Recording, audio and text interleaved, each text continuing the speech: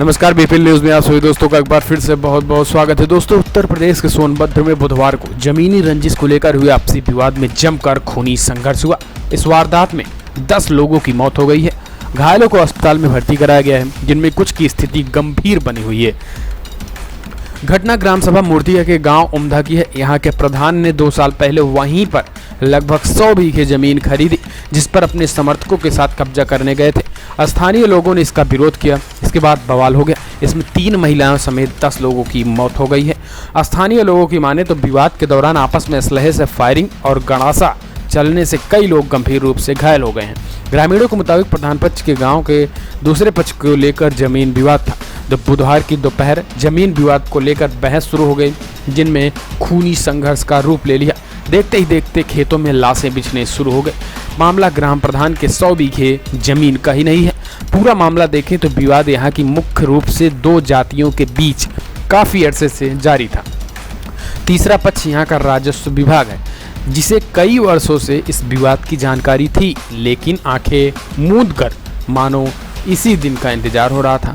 उमदा गांव में 200 बीघे जमीन का विवाद लंबे समय से चला आ रहा है। इस जमीन पर कब्जे को लेकर गुर्जर और गौड़ बिरादरी को लोग गाहे बगाहे आमने सामने होते रहे हैं। अब तक ये मामला बीच बचाव से सुलझ जाया करता था, लेकिन बुधवार को ऐसा नहीं हुआ और दोनों जातियों की लड़ाई ने हिंसक रूप ले लिया। इस विवाद के केंद्र में उमदा का प्रधान मुख्य रूप से शामिल था, जिसके लोग बुधवार को असलहे के साथ खेत पर कब्जा करने आए थे। ग्राम प्रधान का नाम यज्ञदत्त सिंह है, जिसने पिछले साल अपने घर वालों के नाम लगभग 100 बीघे जमीन की रजिस्ट्री कराई थी।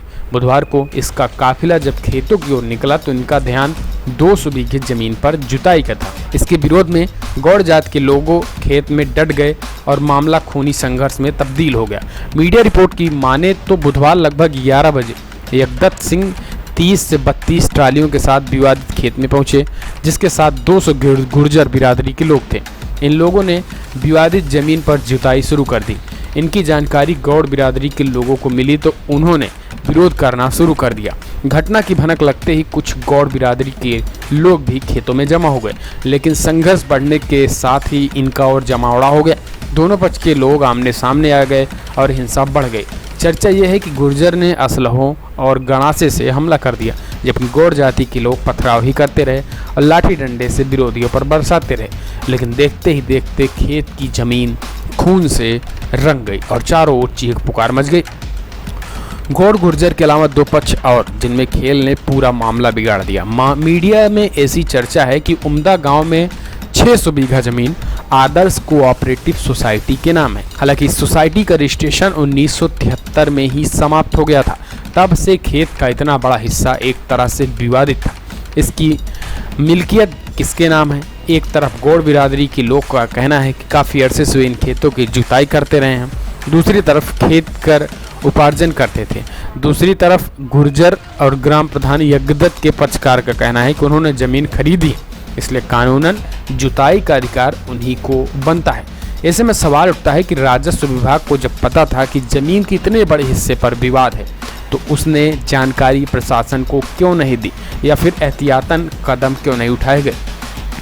आदर्श कोऑपरेटिव सोसाइटी का नाम एक आईएएस से जुड़ा है। खबरों के मुताबिक 1989 में ज़मीन कुल 600 बीघा थी, जिसमें से 100 बीघा जमीन आईएएस अधिकारी और उनकी पत्नी बेटी के नाम दर्ज हो गई थी। दूसरे पक्ष में यज्ञदत्त सिंह का है, जिसमें लगभग 100 बीघे जमीन अपने नाम से खरीदी थी। तीसरा पक्ष गौड़ जातियों का है, जो काफ़ी पहले से इस पर जुताई कर रहे थे, उनकी मिल्कियत का दावा करते थे। तीनों पक्षों के विवाद के चलते यह मामला कोर्ट में चला गया। इस पर मुकदमा भी चल रहा था। मामला अभी एसडीएम के यहाँ लंबित था। सवाल है कि इतना बड़ा विवाद जब सामने था तो इतने लोग इसमें शामिल थे, तो प्रशासन अपनी कार्रवाई में ढिलाई क्यों बरता? क्योंकि जिस तरीके से 10 लोगों की लाशें बिछ गई है, ये अपने आप में यूपी सरकार के मुंह पे एक तमाचा है। फिलहाल इस वीडियो में इतना ही, लेकिन कमेंट के माध्यम से अपनी राय देना ना भूलें।